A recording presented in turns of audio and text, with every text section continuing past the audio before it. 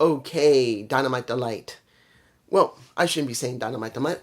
I should be saying a Christmas bash. That's what we got here. And I'm going to be honest here.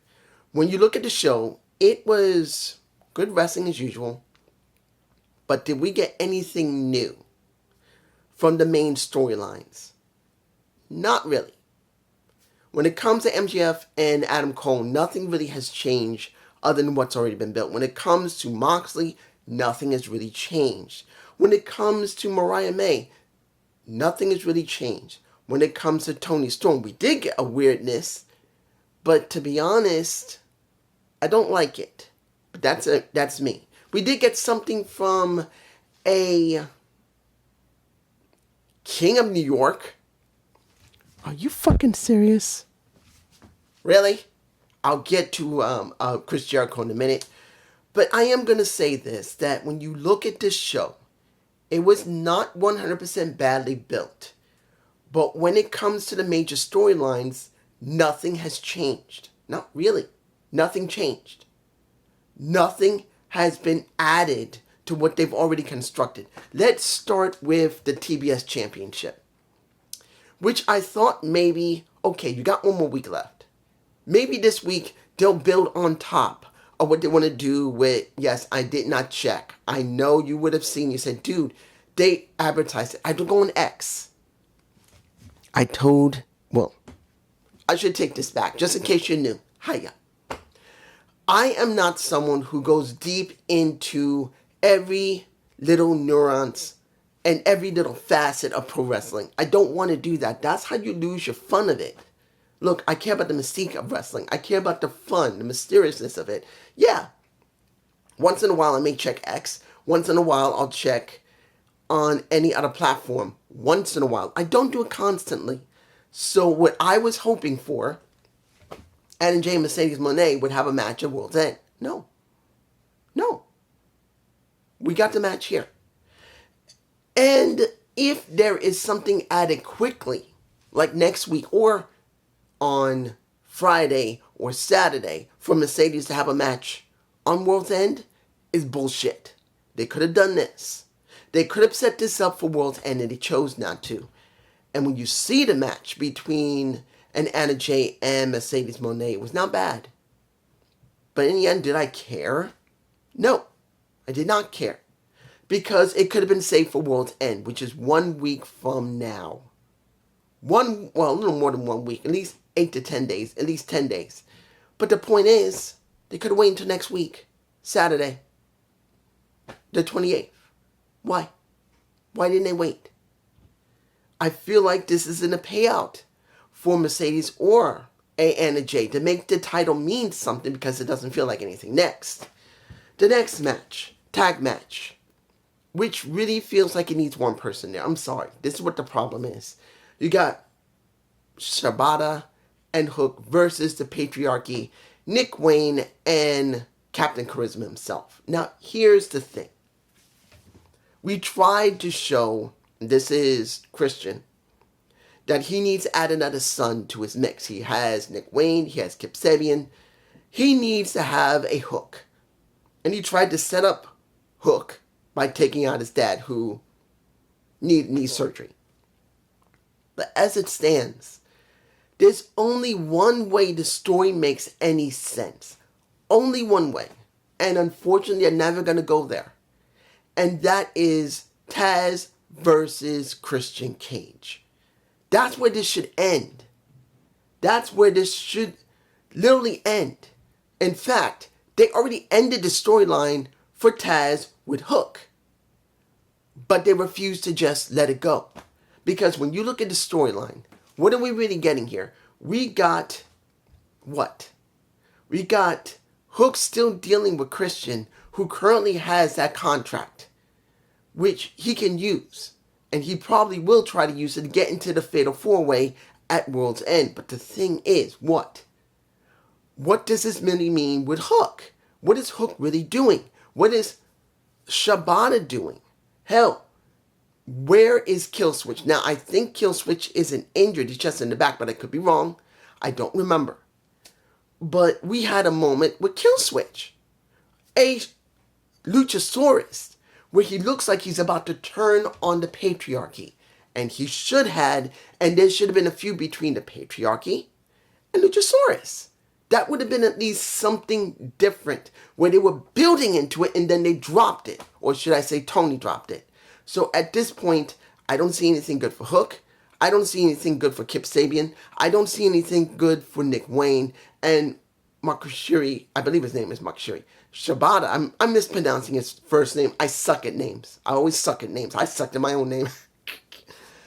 But you get my point. It feels like the writing here makes no sense. I'm at the point where I wish Adam Copeland would come back. If he's not going to be working with, what you know, I've been saying all this time, what do we got? What do we got? Let's move on. We get the Blue League match. We get a Shelton Benjamin versus the Beast Mortos. Now, before we had that, we had an interview from a Ricochet who's acting like one of the homies now. He's acting like one of the homies. And he's basically thinking, oh, I got it on lock. I got the golden ticket. I got it on lock. But once the Hurt Syndicate comes out and they're saying, how you doing? And he said, look what I've done. You see what I did with Brody King? You saw what I did with Commander? Look what I'm going to do here in the Continental Classic. I could be going up, he's going like this, I could be going up against you, Shelton. We can get this on lock. And MVP asked for the card to show it, which he did. MVP takes the card, and as this is going on, we see the little head of a little bit of Ricochet looking like he's about to pop off his shoulders because Bobby Lashley was holding on to it, and he tears that sucker up and he says, nobody like a wise ass. Well, basically he said a kiss ass, but I'm saying a wise ass because he's trying to be a wise ass. He pretty much is trying to be a wise ass. He's trying to show off. Now, I got to say this. Even though not everyone's going to like this, I actually did like it. This is one of the rare cases I've actually seen character development from Ricochet. I'm sorry, this is the first time I've ever seen character development for Ricochet that has not been so vanilla on WWE TV. They always depended on his ring skill and they never developed his character. And as it stands right now, even if it is underdeveloped, it is still underdeveloped. He only just started doing it. At least it's a change for Ricochet, so I'm glad to see it. Now, is he acting like a bitch? Yes, he is. And you see him with Swerve, who's known him for 14 years, and he said, this is where the Trevor that I know has always come out. And he says, all right. But in the end, he knows that Swerve loves gold, and then when Swerve doesn't get that gold and he does, he's going to be rubbing in his face and going, aha! Really? I feel like he kind of went a little overboard with that, but that might be the part of his character that he's working out. So everyone may not like it, but at least it is character development that we've never seen. And I will take it from Ricochet. I'm fine with that. Now let's go to Toni Storm, and we're going to do Toni Storm. We're going to do a little bit of Mariah May. We're even going to talking a short little bit about Jamie Hayter. Jamie Hayter talking about dealing with a Julia Hart. Okay. But to be honest, the way things have been, I see more development from Julia than I see from Jamie, who came back on a kickoff show, who should have had more development. But I'm the guy. Haven't heard not one person, I could be wrong, but you guys tell me below. Have you heard anyone say Mercedes Moné should start a feud with Saraya, because there's an automatic story there, because Saraya was the last person she wrestled before she couldn't wrestle no more. And they could do something with that. Nope. I might be the only one. Now, I'm sure people would say, well, Saraya sucks right now. It's not the point. You could build a good story with Saraya and Mercedes. To be honest, that's all we got anyway. We need someone different for Mercedes to deal with. So why not be a Saraya? I'm sorry, there you go. Now, bringing in a Jamie Hayter, I would like to see her develop with Mariah May. But she's got to go through Toni Storm. So let's see what we get with Mariah May. Do I care about Mariah May and a low-cut top showing a lot of titty? No.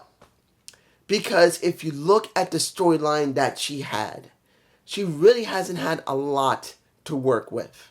Really. The only thing she had anything was Mia Kurosawa. And they made that very short because World's End is coming and Toni Storm was there. And they could have done this a while ago with Mia Kurosawa. They could have developed Mia Kurosawa, particularly as she can talk. And they could have done more with her, and they didn't. So what little bit we got was somewhat alright, but that's it. So only one person I thought that she was able to at least have something with before Toni Storm come. You know the reason I botch? You know the reason I botch? Toni Storm with City. And she don't remember a damn thing. She don't remember that she was timeless Toni Storm. She doesn't have an attitude with Mariah May, even though she said the best in the world. And talks about everybody else. And I'm like, are they really doing this hard reboot on her? Where, yes, I do agree with JD. They can let her go back to timeless Toni Storm when she breaks again. But I kind of wish that timeless Toni Storm would break and then turn into the original rocker Toni Storm on Dynamite TV, not in other promotions. That's what I feel. That's how I feel about it. I'm not saying she couldn't just turn back into the old Toni Storm. I just wish she could have done it on television, like she did when she became timeless. When we saw the development of her turning into timeless Toni Storm, losing her damn mind and saying, chin up, tits out, and watch for the shoot. I would have liked that. That's just me. You guys tell me below. Next, we get... I did not talk about Shelton Benjamin about the Beast Mortos. It was a damn good match. It wasn't the best match on the show, but it was a damn good match. It shows what Beast Mortos can do. And I really wish they tried to develop him more, if he can even talk. Now, I don't know if Beast Mortos can speak English. I never heard him speak English. Never heard him speak, period. He's always had someone talk for him. But at this point, I would like him to speak. Kind of like what's going on with Bandito. And what is he going to do? The Beast Mortos could be developed more.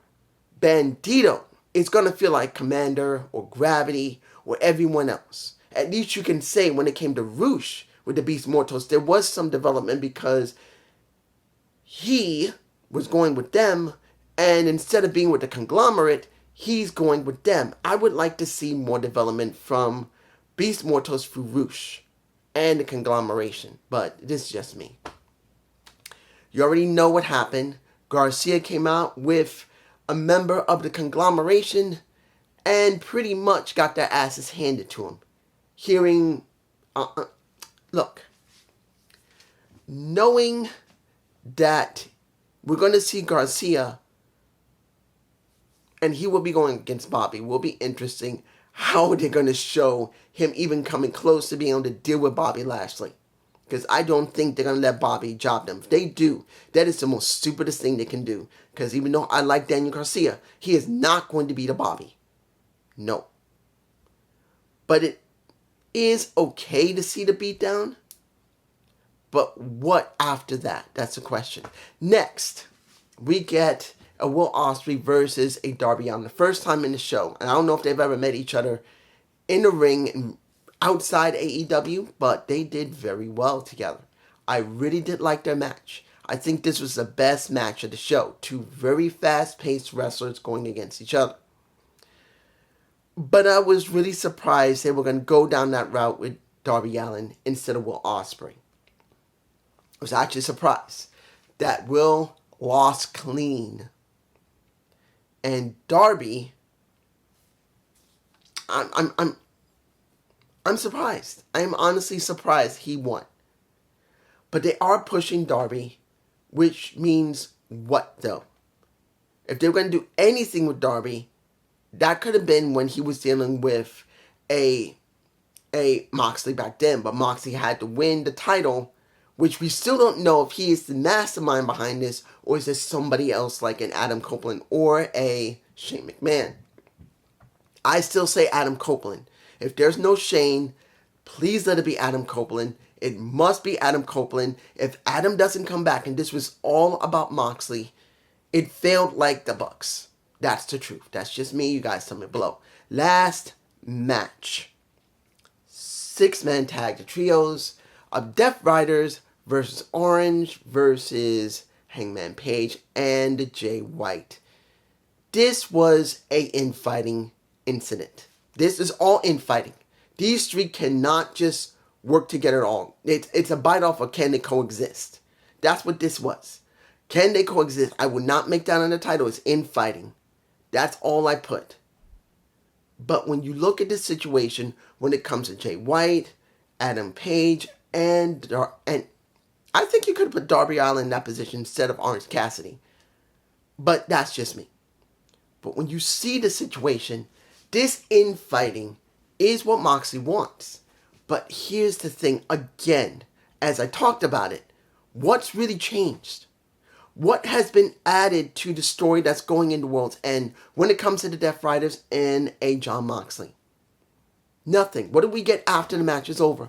Fighting between the three, Moxley jumping in the ring with everybody else, and pretty much trying to beat them down but can't get anywhere. This is the problem we have. That Death Riders is the only storyline they have, and Moxley's the center of it. And I do not believe Moxley is the center of it. I believe Moxley should be literally a pawn, and someone else is pulling the strings. Now, I still say this. It must be Adam Copeland. I'm about to say Adam Cole. And I know I could talk about Adam Cole and MJF. Yes, I could talk about the segment they had in the Dynamite Diamond Ring, but it's been done. Their storyline is just not enough with just the Dynamite Diamond Ring. What does it mean if MJF loses the ring? Not much. It doesn't really mean anything. The ring never needed to make him. He made the ring. So he doesn't really need the ring. So I'm not even going to pay attention to the segment. But this is the major issue. I don't believe in Jon Moxley being the center of this. If he's the center, this was all a waste of time. Now, if it's Adam Copeland, if it's Shane McMahon, at least you have something that could work. Now, I'm going to throw a little bit of conspiracy, which I don't think anybody will think that this is real. There's only one other group that could do this. And if it's them, this was even worse. Because now I have to bring it in. I don't know if JD's going to talk about it. I don't know if Alex is going to talk about it, or Solid Monster, or Grimm, or West Wrestling Inc. But I did come up with something. I did think about it. And there is only one, if there is someone pulling the strings of Moxley, there's only one group that would do it. Who do you think I'm talking about? We heard about Kenny Omega starting in Japan instead of coming here. Everyone goes, why? It's only one reason. Only one reason why you would not see Kenny Omega. That we haven't seen the Bucks. Because the ones that are pulling the strings of Moxley is the Elite. Now, I don't want to say this because I'm hoping it's not, because that'll be far worse than if it was Moxley himself. Because they did this only because of CM Punk. Pissing them off, and they reacted. I have to bring it because we're 1 week away from World's End. Because I had thought about this at least for the last couple of weeks, but I didn't want to mention it. But we got to talk about it. What would happen if this was all because of the Elite? I don't know if anyone thought about it. I'm sure someone had to. I cannot be the only one. But if the Elite is the one who are pulling the strings of Moxley, if they're the ones who will show up at World's End with possibly Kenny Omega and say, we are ruling this place again, and we're going to make it the way we want again, then easily they've ruined everything, and I don't think anyone is going to like this. They're going to be really angry. I'm hoping it's Adam Copeland. I'm hoping that the rumors are true that Shane McMahon is coming in. At least it will be something. But if it's the Elite who's pulling the strings of Jon Moxley, then this is really bad. In fact, you know what? Instead of infighting, my thought on a third option. I think that's the title I'm going to use. But this is just me. Peace.